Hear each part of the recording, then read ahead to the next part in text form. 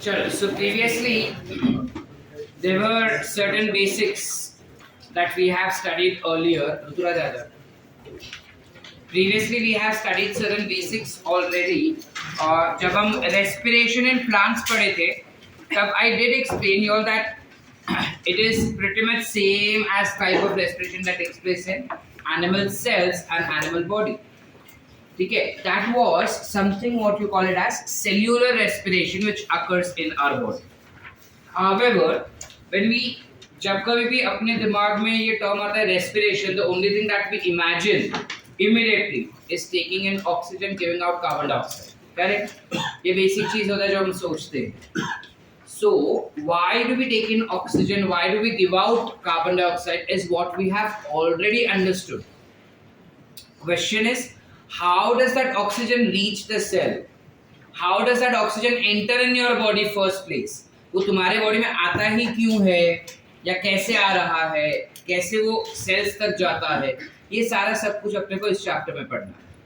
ठीक है. You have lot of abnormalities that we tend to observe around us. ठीक है, जहाँ पे एक बेसिक हमने सुना होगा, निमोनिया हो गया है किसी को, राइट, अस्थमा हो गया है किसी को. All of these are respiratory tract infections. To treat such kind of patients, we need to understand very firstly how exactly your respiratory system functions. Okay, so when we talk about respiratory system, in different organisms there are different ways how there is exchange of gases that takes place. If we talk about very basic, like for example, if we talk about poriferans, porifera हो गया या फिर cnidarians हो गया, ठीक है, या फिर टिनोफोरा हो गया, या इनका अगर हम बात करें, और let's say ctenophora, how do exchange of gases take place in them? Through water. So you have some canal system sort of structure, right? You have gastro circulatory canal that we tend to see in Cnidaria and Ctenophora, whereas when we talk about porifera, you have canal system that we see in them through which there is exchange. So if I only have to say ये हुआ, या फिर even annelids हुआ,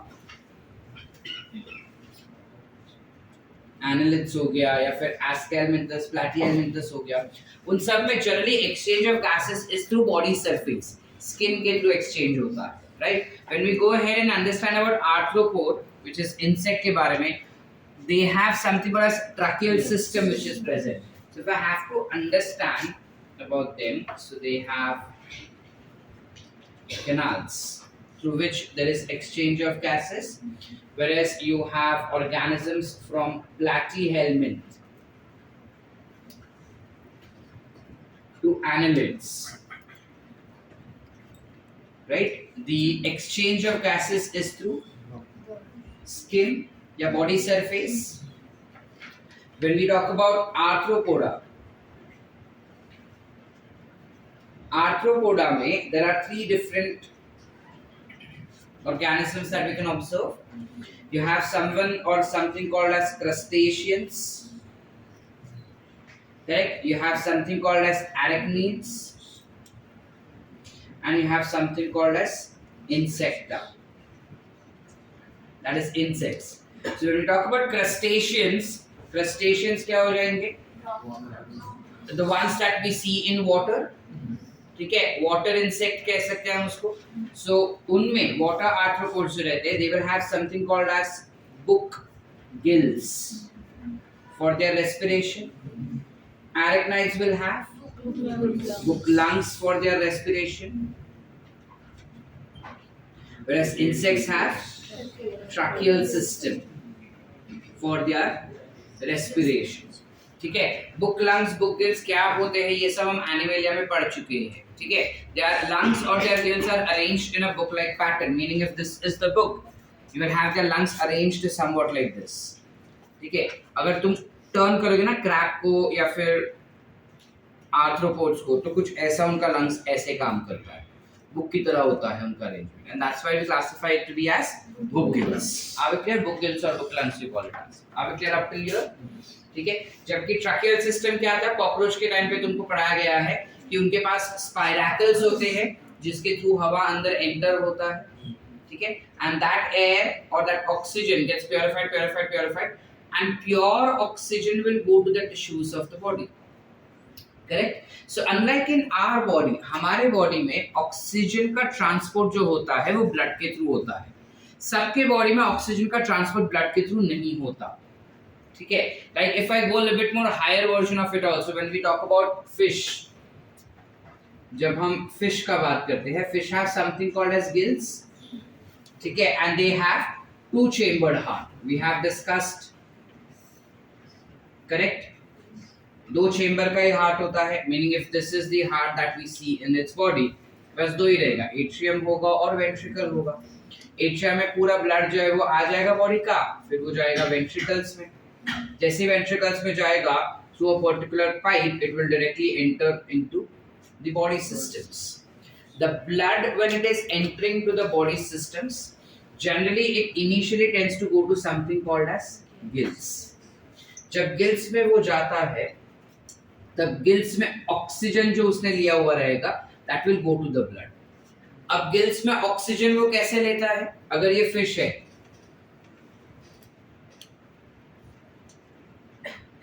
ये सब कुछ fish हो गया, यहाँ पे उसके गिल्स हो गए, वो यहाँ से पानी लेगा, which will have dissolved oxygen present in them. वो पानी में से ऑक्सीजन एक्सट्रैक्ट कर लेगा और बचा हुआ पानी जो है वो बाहर फेंक देता है गिल्स के द्वारा. समझ पा रहे हैं? तो जो ऑक्सीजन उसने ले लिया, that will be inserted into the blood, and that oxygenated blood will pass on to the entire body. Are we clear? Did we understand how the water or the oxygen transports in their body? ठीक है? Are we clear up to here? तो ये बात होता है gills के बारे में कि किस तरीके से उन लोग का होता है.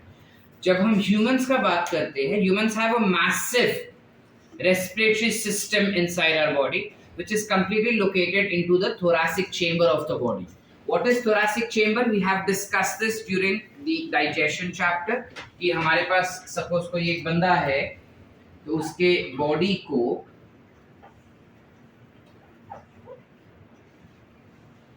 this is human, its entire body can be divided into two parts. ऊपर वाला पार्ट जो रहता है उसे हम कहेंगे thoracic chamber, नीचे वाला will be abdominal chamber, and last is pelvic chamber. Correct? So नीचे वाला पार्ट फिलहाल हमारे किसी काम का नहीं है इस चैप्टर के लिए. डाइजेशन के लिए ये काम का था जो हम पढ़ चुके, डाइजेशन एंड एक्सक्रीशन में था, which we have studied already. We directly now focus only on thoracic chamber. So when we are focusing on thoracic chamber right now, how exactly do we have our respiratory system developed? Again, this basic हम बचपन से पढ़ते आ रहे हैं, but अभी हम उसको थोड़ा और ज़्यादा डिटेल में देखेंगे. So when we talk about respiratory system, the individual will have, अब जो पार्ट हमें चाहिए वो मैं थोड़ा बड़ा ड्रॉ कर रहा हूँ. जो इंसान रहता है उसके पास there is something like this which is existing. Correct? This region will be classified to be as nose. Correct? We call it to be as nose. Yes or no? Yes.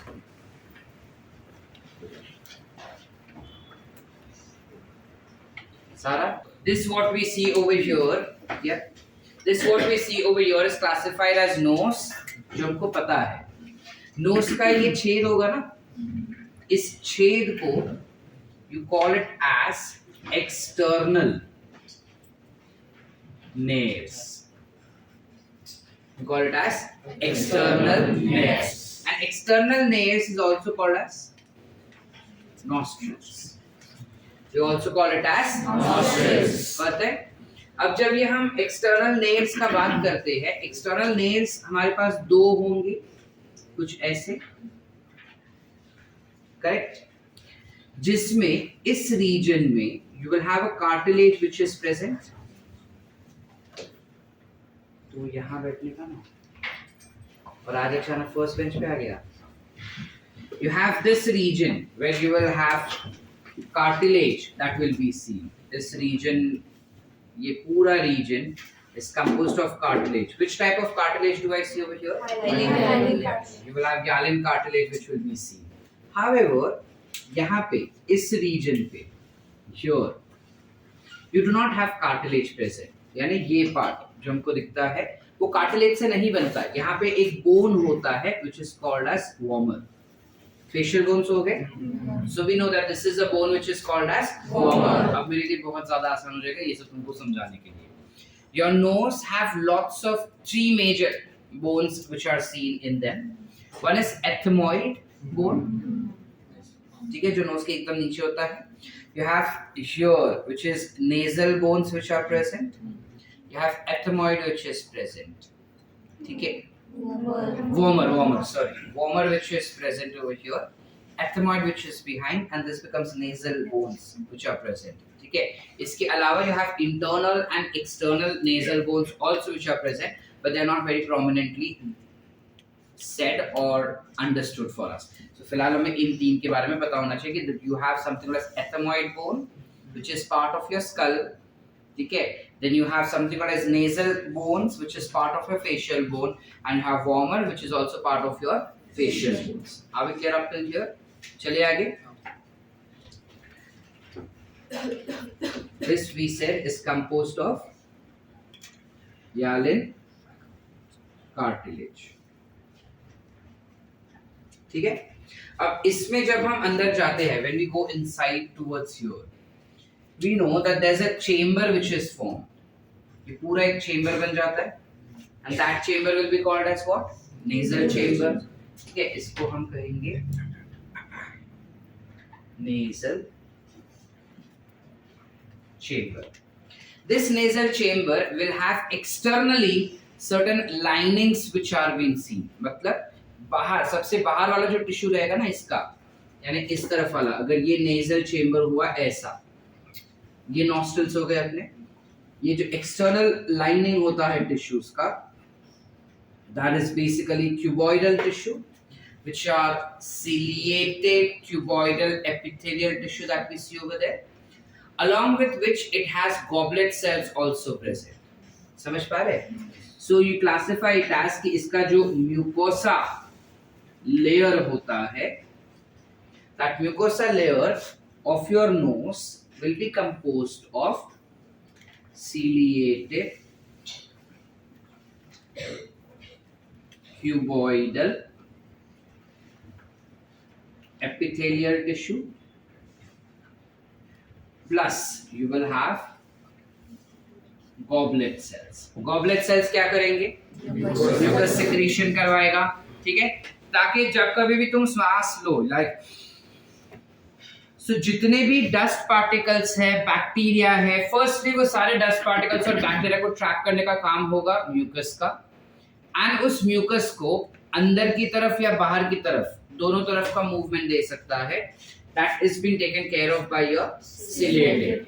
Natural movement जो होता है mucus का, that is upward movement. Upward meaning this will move up. Majority of 90% of the mucus that is synthesized in your nose tends to be swallowed by us, which goes inside your stomach, and because of HCl that tends to get killed. Who matlab? That matlab the bacteria which are trapped inside it. English बोला, समझा? काय जरूरी नहीं पढ़ते. जब हम सांस लेते हैं, बहुत सारे बैक्टीरिया और डस्ट पार्टिकल्स हमारे नाक के म्यूकस यानी शेंबूड ज्यादा असं ट्रॅप होऊन जातात, ठीक आहे. आणि ट्रॅप झाल्यानंतर जितकाही शेंबूड आहे ते आपण स्वॅलो करून घेतात आणि ते जातं आपल्या डायरेक्टली स्टमक मध्ये. जसंच तो स्टमक मध्ये जातो, स्टमक मध्ये खूप ऍसिडिक एन्व्हायरमेंट असल्यामुळे ते बॅक्टेरिया किंवा ते डस्ट पार्टिकल सर्वाइव्ह नाही करू शकत आणि that will get damaged over there or digested over there. Whatever useful nutrients that we obtain, if at all, we absorb that, बाकी सब बॉडी के बाहर फेंक दिया जाएगा. Are we clear? Did we understand the process?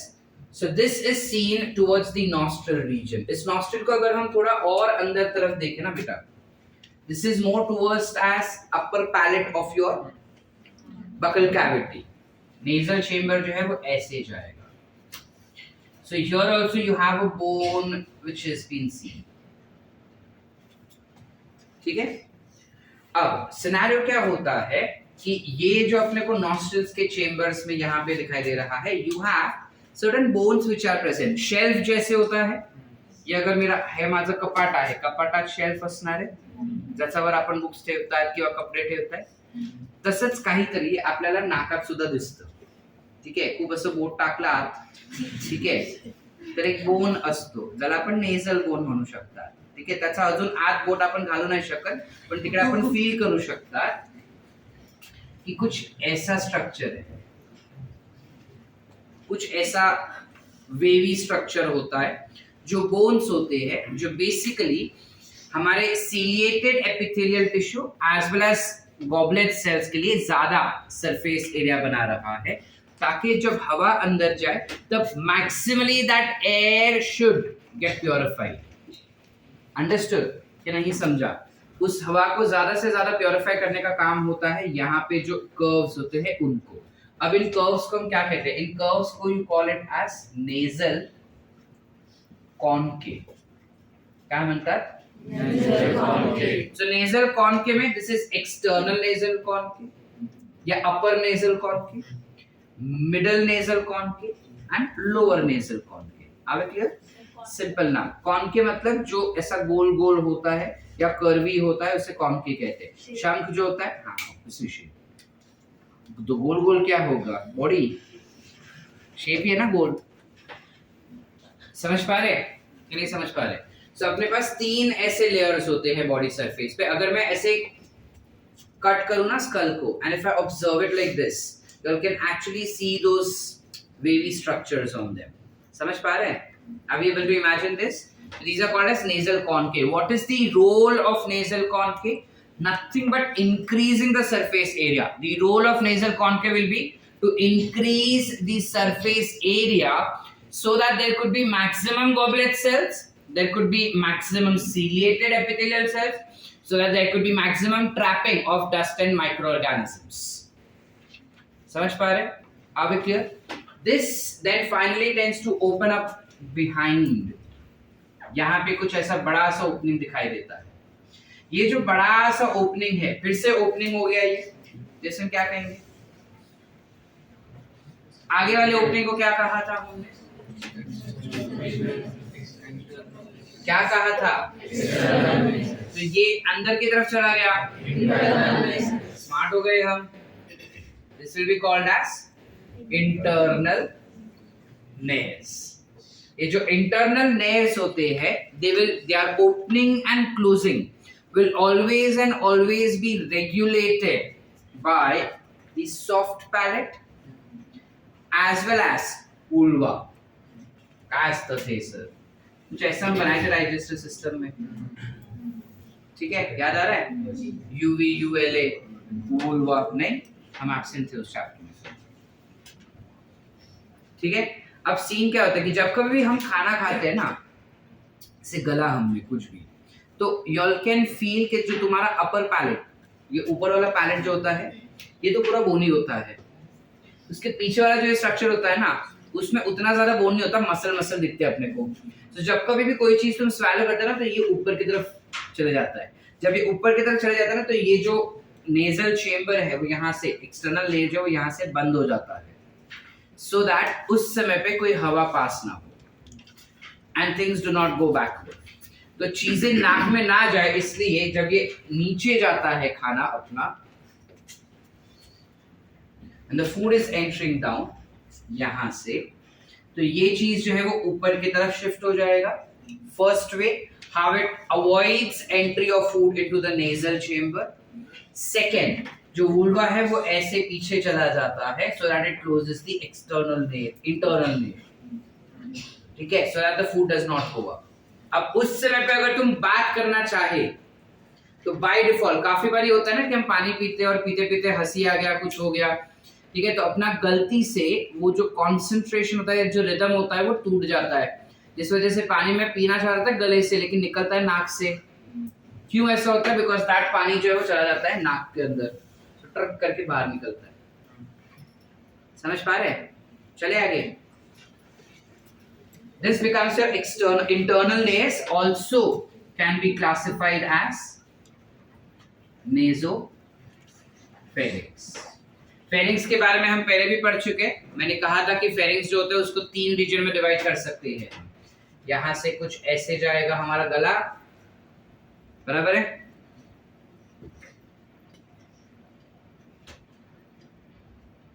अब जब हम फेरिंग्स का बात करते हैं, you will have नेसोफेरिंग्स, this becomes oropharynx, whereas ये वाले रीजन को हम कहेंगे लैरिंजोफेरिंग्स। क्या कहेंगे? लैरिंजोफेरिंग्स। ना आइडियली ना हम हमारा जो ईसोफेगस होता है वो हमेशा ऐसे ड्रॉ करते हैं, करेक्ट? अपना ईसोफेगस ट्यूबुलर होता है नहीं, चप्पाट होता है एकदम सा, समझ पा रहे? It is closed, it is tubular but then वो फ्लैट होता है। जब तुम खाना खाते हो ना तब इस वजह से पेरिस्टाल्टिक मूवमेंट होता है उसके अंदर, ठीक है ना। क्वेश्चन इज कि क्यों फ्लैट होता है? Because it is composed of only muscles, वो सिर्फ और सिर्फ मसल से बना है, इस वजह से वो हमेशा फ्लैट होता है, समझ पा रहे? इस वजह से वो हमेशा फ्लैट होता है। लेकिन जब हम हमारे रेस्पिरेटरी सिस्टम का बात करते हैं वो फ्लैट नहीं होता। ऑफ कोर्स रेस्पिरेटरी सिस्टम को आगे अगर हम डिटेल में देखेंगे तो यहां से आगे बढ़ के सीधा आ जाएगा अपने पास समथिंग कॉल्ड एज, कुछ ऐसा स्ट्रक्चर आ जाएगा, which will be nothing but larynx। larynx के नीचे you will have trachea which is present, ठीक है। तो ये भी पूरा ट्यूबुलर स्ट्रक्चर ही होता है। larynx is cartilaginous in nature and trachea is definitely tubular in nature, but then वो फ्लैट नहीं होता, वो राउंड ही रहेगा। क्यों नहीं होता फ्लैट, क्यों राउंड ही रहता है, is what we have to understand, ठीक है। सो जब हम बात करते हैं अबाउट लैरिंजोफेरिंग्स,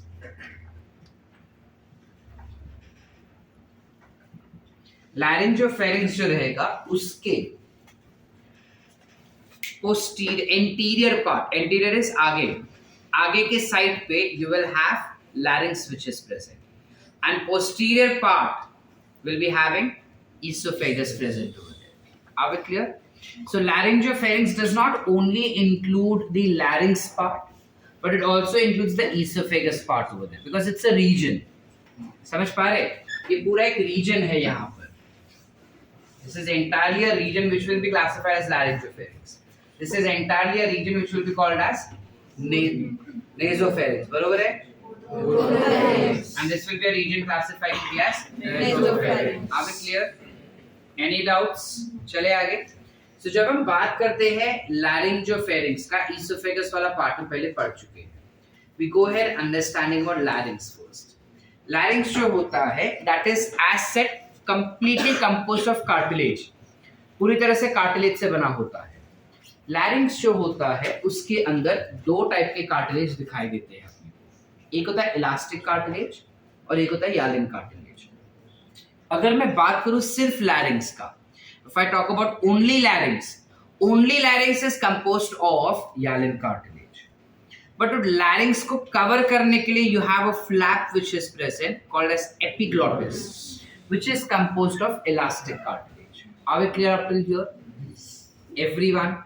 ठीक है, getting into the details of understanding about larynx, यहां तक सब कुछ क्लियर है? Any doubts?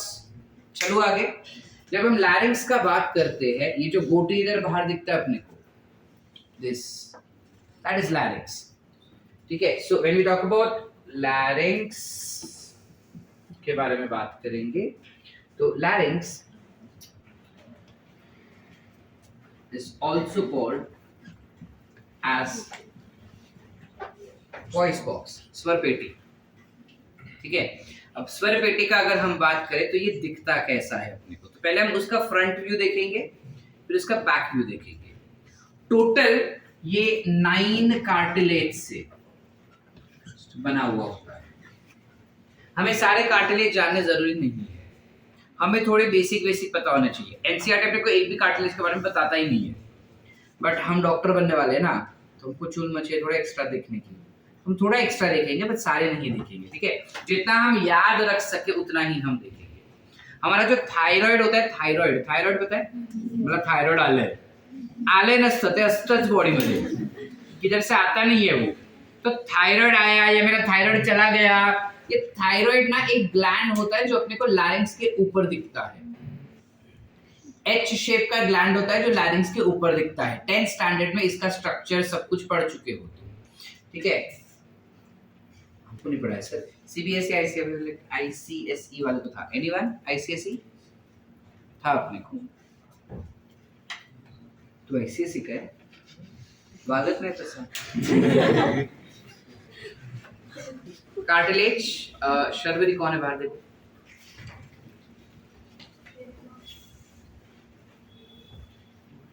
When we talk about cartilage tissue, सबसे पहले कुछ ऐसा कार्टिलेज आता है।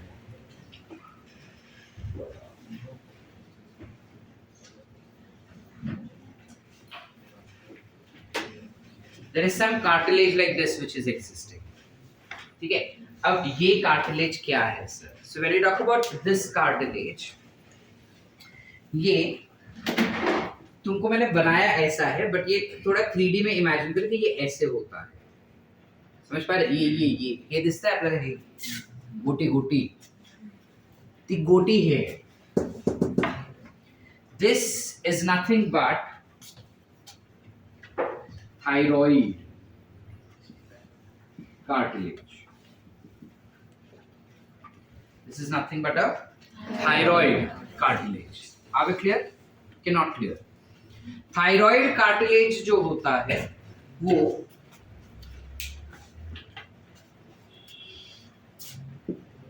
लिगामेंट के द्वारा ऊपर एक कुछ कार्टिलेज होता है ऐसा, कुछ ऐसा बोन है एक्चुअली, नॉट कार्टिलेज, उसके साथ अटैच्ड होता है।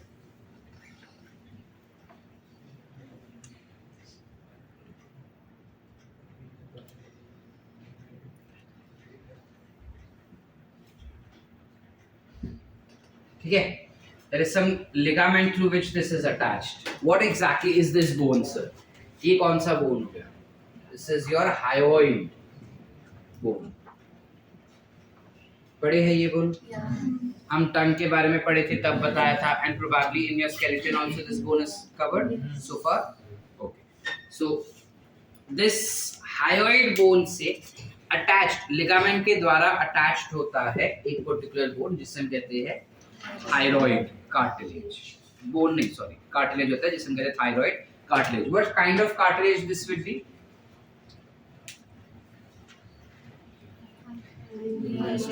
मैं क्या बोला? लैरिंक्स पूरा एक ही कार्टिलेज से बनता है। कौन सा कार्टिलेज है? यालिन कार्टिलेज। पूरा का पूरा लैरिंक्स जो है वो यालिन कार्टिलेज से ही बना रहेगा। सिर्फ एक ऐसा स्ट्रक्चर है उसके अंदर which is not composed of hyaline cartilage, जो यहाँ पे ऊपर की तरफ अपने को दिखाई देगा कुछ ऐसा। ठीक है, what is this? This becomes your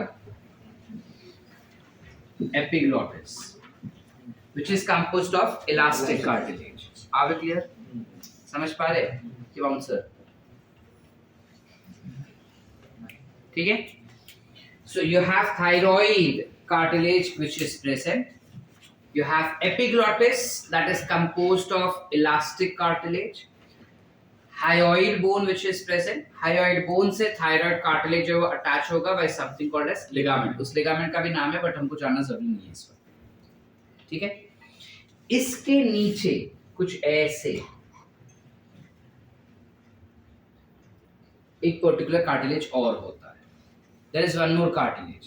ठीक है, अब ये ऐसे नहीं होता but it is like this. If we could understand, ये ऐसा है, ऐसे बाहर निकल रहा है। This becomes my thyroid cartilage. उसके नीचे you have some cartilage like this. ठीक है, but it is slightly tilted. ऐसा है ना, तो वो ऐसे जा रहा है, ऐसे एकदम से ऐसा नहीं है, ऐसे है। ठीक है, this cartilage सर्क्यूलर है, इसे बोलते हैं cricoid cartilage. Many times it is also mistakenly written as sarcoid cartilage. ठीक है, so किसी रेफरेंस बुक में तुमको sarcoid cartilage देते हैं, किसी में cricoid cartilage देते हैं। ठीक है, This will also be composed of hyaline cartilage only. ठीक है, खाली नाम है उसका cricoid cartilage. ठीक है, because it is circular in nature. Are we clear up till here? चले आगे. This becomes the front view of larynx.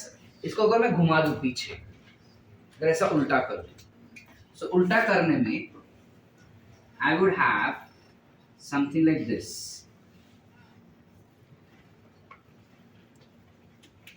कुछ ऐसा दिखाई देगा. And then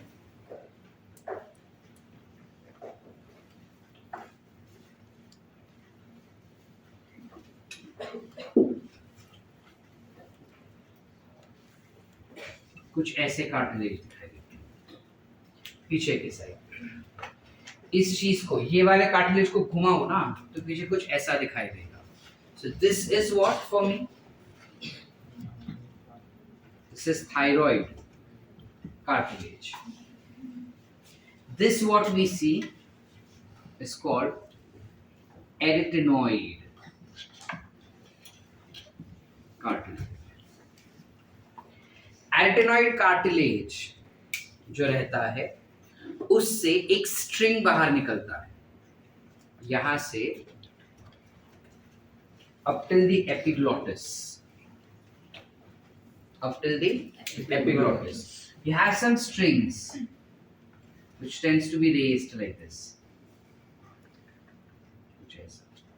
दो स्ट्रिंग इधर से, दो स्ट्रिंग इधर से, जो जब हम सांस बाहर छोड़ते तो वाइब्रेट होता है and it produces sound.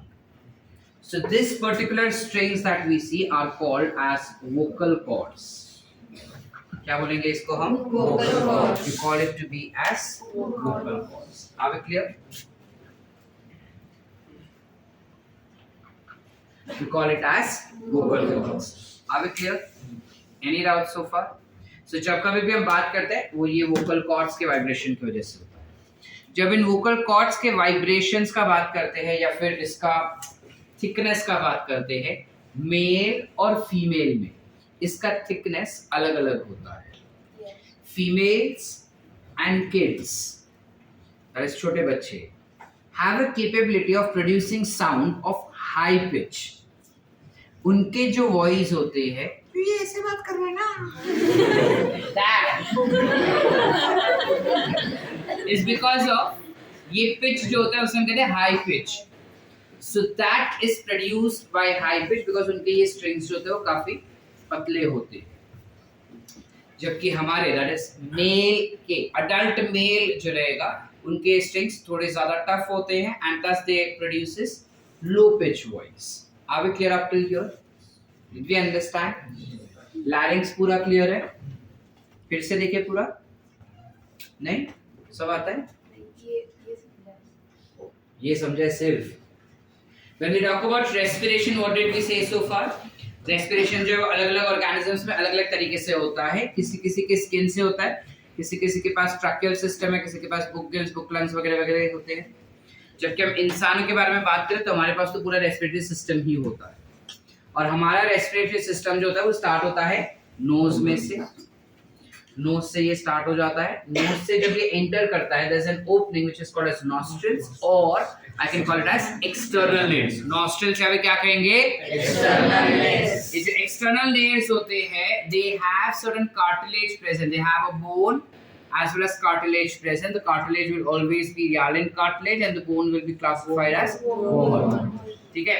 जैसे ही हम अंदर की तरफ देखने जाएंगे तो they have ciliated cuboidal epithelial tissue plus they will have goblet cells for secretion of mucus. Both of them are responsible to do what? Trapping the microbes and dust particles. ठीक है? In something called as mucus में, and उसके बाद उस mucus को swallow करवाने के लिए you will have cilia which will be present. Are we clear up till here? जैसे ही हवा पीछे जाते जाता है, एक बड़ा सा चेम्बर आता है जिसे कहते हैं नेजल चेम्बर. उस नेजल चेम्बर के अंदर अपने को वेव्स जैसा स्ट्रक्चर दिखाई देगा, शेल्फ जैसा स्ट्रक्चर दिखाई देगा, और वो शेल्फ भी ऐसा वेवी होता है. उस शेल्फ जैसे स्ट्रक्चर की वजह से 3 कंपार्टमेंट्स बनते हैं, and this shelf like structure is called as nasal concave. You call it as nasal concave. You can call it as upper, middle, and lower as well. Upper nasal concave, middle nasal concave, lower middle concave. उनके भी नाम है, हमें नहीं पढ़ने अभी. ठीक है. हमारे एनसीईआरटी में इनफैक्ट नेजल कॉन्केव के बारे में खाली बताया कि नेजल कॉन्केव प्रेजेंट, बस. ठीक है, चले आगे. अब जैसे हवा यहाँ से और आगे जाएगी, एक और ओपनिंग होता है जो सीधा फेरिंग्स में खुलता है, तो वहां पे अपना नेजल चेंबर खत्म हो जाएगा. इस वजह से इसे हम कहेंगे क्या? Internal nails. So internal nares and nasopharynx are pretty much same in nature. Correct?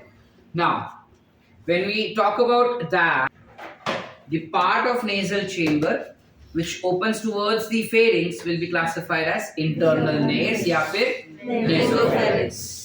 Nasopharynx के साइड में एक और pharynx होगा which will be oropharynx, और उसके ऐसा घूम के नीचे आएंगे तो होगा एक laryngopharynx.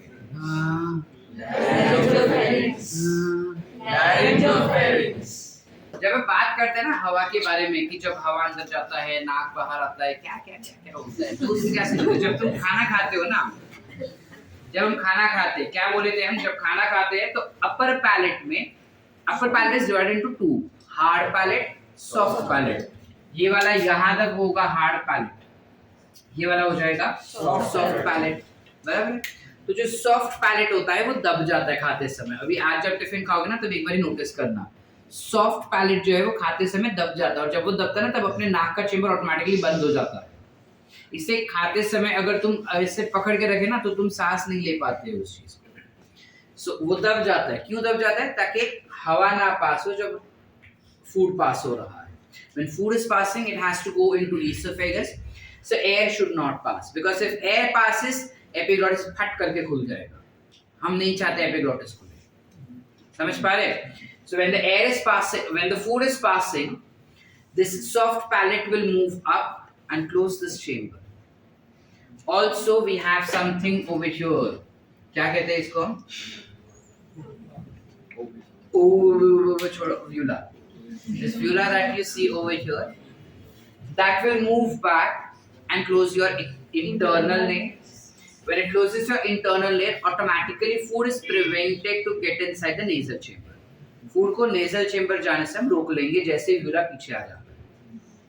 और ऑटोमेटिकली अगर ये बंद है तो एपिग्लॉटिस ने लैरिंक्स को बंद करके रखा है. एपिग्लॉटिस ने लैरिंक्स को बंद करके रखा है तो ऑटोमेटिकली क्या हो गया? एक और चीज, फूड जो डायरेक्ट जाएगा ईसोफेगस. आगे क्लियर? फूड चला गया, अब मुझे सांस वापस लेनी है तो ये व्यूला वापस नीचे आ गया, मैंने सांस अंदर छोड़ दिया, एपिग्लॉटिस खुल गया. अब जब एपिग्लॉटिस खुल गया, एपिग्लॉटिस जो होता है it's a covering for larynx. Larynx के ऊपर का ढक्कन है वो. ठीक है, तो अपने वो डस्टबिन नहीं है बाहर रखा हुआ, जैसे पैर दबाया टाक, पैर निकाला टाक, कुछ वैसे ही काम करता है ये. ठीक है, या फिर कैन इमेजिन कि ये जो डोर है ना जो दोनों तरफ ओपन हो पा रहा है, कुछ वैसा होगा, बट वो दोनों तरफ ओपन नहीं होगा, वो एक ही तरफ ओपन होगा. ठीक है, कुछ वैसा होता है ये larynx, sorry epiglottis on the larynx region. So ideally hyoid bone के आसपास यहाँ पे ऊपर की तरफ you have something like glottis जिसको कवर करता है epiglottis. ठीक है, what I've shown you all for epiglottis is a very small region. Ideally epiglottis should have been like this. ठीक है, but मेरे ऊपर सब कुछ मैंने लिख दिया है तो I couldn't draw it like this. Epiglottis is composed of dash cartilage, elastic cartilage. Epiglottis is composed of elastic cartilage. और पूरा larynx will be composed of hyaline cartilage. और nose वाला. ठीक है. अच्छा, जब हम larynx का बात करते हैं, सबसे बड़ा बोन, सबसे बड़ा cartilage कौन सा है larynx का? Thyroid is the largest cartilage that we see in that. Then you have a circular cartilage which is cricoid cartilage that we see.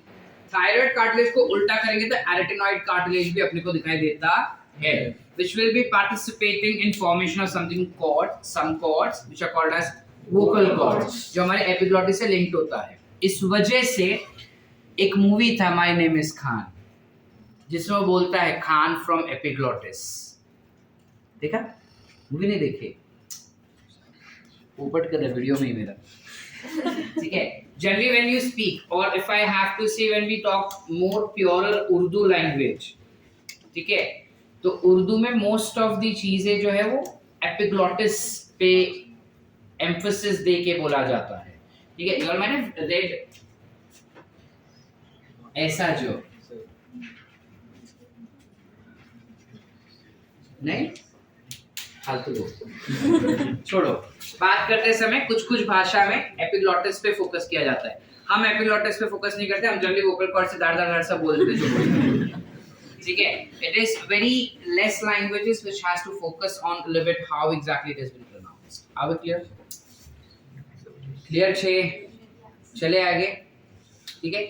इसके अलावा वोकल कॉर्ड्स के साथ हम कुछ और भी पढ़े। वोकल कॉर्ड जो होता है वो साउंड प्रोडक्शन करता है, किसी किसी का लो पिच वॉइस होता है, किसी किसी का हाई पिच वॉइस होता है। तो जब हम लो पिच वॉइस का बात करते हैं that is for adult mail, ठीक है। ए एम नहीं है वो नहीं तो बोलेंगे सुबह सुबह लो पिच वॉइस होता है, शाम होता है high pitch. Low pitch voice होगा for adults, whereas when we talk about high pitch voice that is for females and छोटे बच्चे में children। Are we clear? Yes or no? Yes. समझ पा रहे हैं? So that is nothing but what we spoke about is your larynx. इतना लिखे पहले, फिर हम ट्रकिया पे जाते हैं, larynx के नीचे वाला पार्ट। तो जो ट्रकिया होता है वो यहीं से एक्सटेंड करेगा कुछ ऐसे, will extend like this. So this becomes nothing but your trachea. चलो, काफी बारी ना क्या होता है ना, this is a very basic common, अपना जो दो चेम्बर्स होते हैं नाक के, there are two nostrils. Out of these two nostrils, only one nostril is functional at a given point of time. अभी सूम के देख लो कौन सा काम करता है। एक गिवन पॉइंट पे एक ही नॉस्ट्रिल काम करता है। If you try and keep your finger on your nose somewhere like this, you all would realise कि एक ही या तो लेफ्ट या तो राइट काम करेगा, ठीक है। और ऐसा नहीं होता कि अगर कासिफ का आज लेफ्ट काम करे अभी जिंदगी भर लेफ्ट ही काम करेगा, इट कीप्स ऑन फ्लक्चुएटिंग। काफी कम ऐसे समय होते हैं जब दोनों नॉस्ट्रिल्स काम करते हैं इंसानों का। जो योगी लोग होते हैं, अनुलोम विलोम बहुत करते हैं वगैरह वगैरह, उनके बॉडी में there is a scenario where you have both the nostrils, मतलब हवा जब लेते हैं तब दोनों नाक से लेते हैं और छोड़ते तो दोनों नाक से, दोनों नाक नहीं बोलेंगे पर दोनों नॉस्ट्रिल से छोड़ते हैं। That is seen only for people who are used to training their body in such a way that they can control their breathing rates, ठीक है। तो जो योग करते हैं उनके साथ ये होता है, ठीक है। हम नादान लोग जो रहते हैं वो दो में से एक ही नाक का या नॉस्ट्रिल का इस्तेमाल करते हैं while breathing and giving it out, ठीक है। Now what happens is there are a lot of different abnormalities in different individuals that has been said that many times what happens is कि जो internal ये वाला जो bone है अपना nasal concave bone जो होता है वो जो concave bones होते हैं, now concave bones are not these, nasal concave वाला bones नहीं, जो अपना facial bone वाला जो nasal bones है ये वाला भी नहीं, यहाँ पे internal concave bones what we see.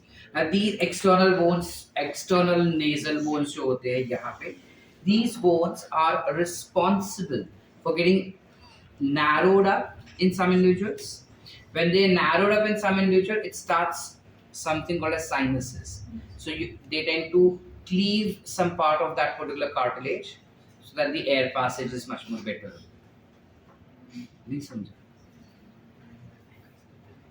हमारे नाक में कार्टिलेज होता है बोन्स के अंदर, उस कार्टिलेज को थोड़ा कफ की बार किसी किसी इंडिविजुअल के अंदर वो कार्टिलेज होता है वो थोड़ा नैरो हो जाता है, so you tend to cleave up that particular cartilage so that the air passage is increased.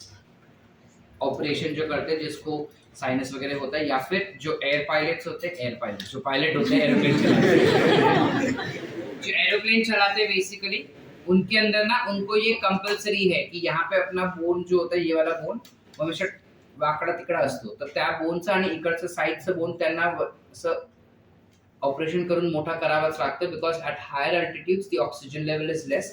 So pilot पे जिम्मेदारी होता है वो 500-600 पेशेंट का तो pilot has to be physically very very fit when there is an abnormal condition occurring. Physically very very fit म्हणजे काय करणार आहे तो सांस लेने को आना चाहिए उसको. तो जितना नेजल चेंबर्स बड़े होंगे उतना ज्यादा वो सांसें अंदर ले सकता है. So for that reason they have to get operated. समझे? एक्स्ट्रा नॉलेज था, किसी काम का नहीं. Now when we talk about the next concept, this was the larynx region जो ऊपर की तरफ होता है और कुछ ऐसा बाहर की तरफ पॉइंटेड ऐसे आता है. ठीक है. Also classified as Adam's apple. ठीक है. लैरिंक्स के तीन नाम होंगे. एक तो लैरिंक्स खुद, फिर एक होता है वॉइस बॉक्स और दूसरा होता है Adam's apple. All of them are same. ठीक है.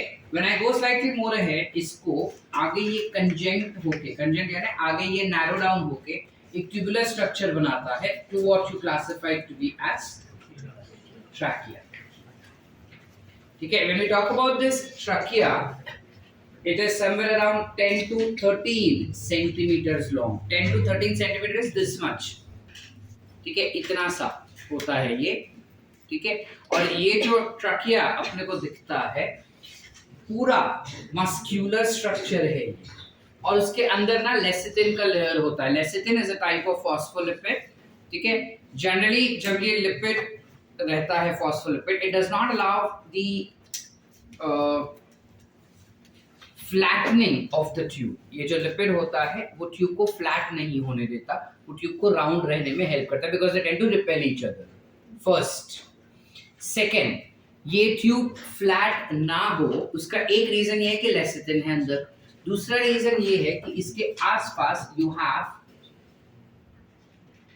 ऐसा पूरा कार्टिलेज का रिंग रहता है इसके ऊपर, कुछ ऐसे. You have some cartilage rings present on them. अगर तुम यहाँ पे ऐसा टच करोगे ना, you can feel those rings. ठीक है. ऊपर से ऐसा स्टार्ट करो. लैरिंक्स आया ये तुम्हारा. लैरिंक्स से नीचे जाओ, देखो ऐसा रिंग रिंग रिंग रिंग हाथ में आ रहा है. सर घशात बांगडी घातली असं वाटतं. ठीक है. So those ring structure that you are feeling are nothing but cartilage that we see. Which cartilage will this be? Hyaline cartilage. Body में 90% hyaline से ही भरा है. This is nothing but hyaline cartilage. इसे हम कहते हैं C-shaped cartilage. देखो हमने नारियल पानी पिया है. काफी बार क्या होता है कि नारियल पानी का स्ट्रॉ है ना काफी पतला होता है. तो जब हम पानी चूसना चाहते हैं थोड़ा अगर जोर से हम चूस लिए ना तो टक करके पूरा वो बंद हो जाता है. अब जब बंद हो जाता है तब हम क्या करते हैं, हम प्रेशर रिलीज करते हैं उसमें से या फिर उल्टा फूंक मारते तो वो खुल जाता है. यस और नो? अब जब हम सांस लेते हैं बेटा तो हमारे भी गले में you have something called as trachea which is present, जो कुछ वैसा ही स्ट्रॉ जैसा है जो हवा अंदर से बाहर बाहर से अंदर कर रहा है और हम ही करवा रहे हैं वो चीज. ठीक है. अब सपोज कभी कभार जोर करके मैंने ज्यादा जोर से हवा बाहर निकाल दिया या ज्यादा जोर से हवा अंदर ले लिया, तो इन दैट केस ये पाइप जो चपाट हो सकता है. अब देखो स्ट्रॉ को ना तुम अंदर निकाल के यू करके उसको खोल सकते हो. हम ट्रकिया को बाहर निकाल के यू नहीं कर सकते. राइट. सो अगर एक बार वो चपाट हो गया ना flat, it is very difficult for us to open it back because वो फ्लैट हो गया तो दोनों लिपिड जो है एक दूसरे को चिपक जाएंगे और लिपिड को तुम नहीं खोल सकते. कहते हैं लिपिड को हम खोल नहीं पाएंगे. सो उसको ऐसा राउंड फॉर्म में ही रखने के लिए you have it been attached to a cartilage. समझ पा रहे कि नहीं समझे? उसको राउंड ही रखने के लिए उसको कार्टिलेज से पूरी तरह से जोड़ दिया जाता है. तो अगर ये मेरा ट्यूब है कुछ ऐसा, ये मेरा ट्यूब है कुछ ऐसा, वो अंदर ऐसे दब ना जाए, ये ट्यूब जो है वो पूरी तरह से ऐसे दब ना जाए, इसलिए उसको बाहर की तरफ से हमने हार्ड कवरिंग दे के रखा है और उसके साथ चिपका दिया ताकि तुम कितना भी जोर जोर से सांस से लो वो ट्यूब जो है वो फ्लैटेंड अप नहीं हो जाएगा, वो चिपकेगा नहीं एक दूसरे को. ठीक है. तो ना चिपकने के लिए हमने क्या बोला, दो चीजें हैं. एक तो अंदर का लिपिड जो एक दूसरे को रिपेल करता है इसलिए चिपकता नहीं, और दूसरा क्या है सी शेप कार्टिलेज. सी शेप क्यों बोल रहे हैं सर? बिकॉज इसको अगर मैं पूरी तरह से देखूं ना ऐसे, ये फ्रंट साइड है, ऐसे घुमाऊं मैं इसको, हम पीछे के साइड पे अगर देखेंगे तो ये रिंग जो होता है वो ऐसे रहेगा. It is not complete. पीछे की तरफ थोड़ा थोड़ा रिंग छूट जाता है कुछ ऐसे. क्वेश्चन इसके सर क्यों छूट जाता है? पूरा ही डाल दो. आधा अधूरा क्यों रखे हैं? आधा अधूरा इसलिए रखे हैं कि यहाँ पे जो स्पेस बचा है ना, you have esophagus that runs over here. So जब खाना तुम खा रहे हो तब वो esophagus ऐसे ऐसे movement कर रहा है, peristaltic movement. So for esophagus to swell, it needs some space, and that space is provided because you don't have entire ring of cartilage, but C-shaped ring cartilage which is present. Are we clear? So it is not a complete ring cartilage; it is incomplete ring cartilage. Are we clear up till here? Question is कि अगर ये 10 से 13 centimetre का है तो इसके अंदर कितने सी शेप्ड रिंग कार्टिलेज लग सकते हैं? इसके अंदर 16 से 20 रिंग कार्टिलेज लग सकते हैं. Are we clear? ये क्वेश्चन एक बार नीट में आ चुका है, एनसीईआरटी में दिया नहीं है, फिर भी नीट में एक बार आ चुका है कि कितने कार्टिलेज रिंग्स होते हैं ट्रकिया के अंदर. ट्रकिया के अंदर 16 से 20 सी शेप कार्टिलेज रिंग रहेंगे. Are we clear? Did we understand? Did we come up till vertebral column? Bones में vertebral column तक नहीं आया, but I guess हमने किया हुआ है ये. Did we do in any of the chapter vertebral column के बारे में? Yes, we did. जब मुझे बताना था कि किडनी कहाँ पे लोकेटेड है तब हम किए थे. Remember, I told you that you have cervix, you have thorax, lumbar, sacral and coccyx. Correct?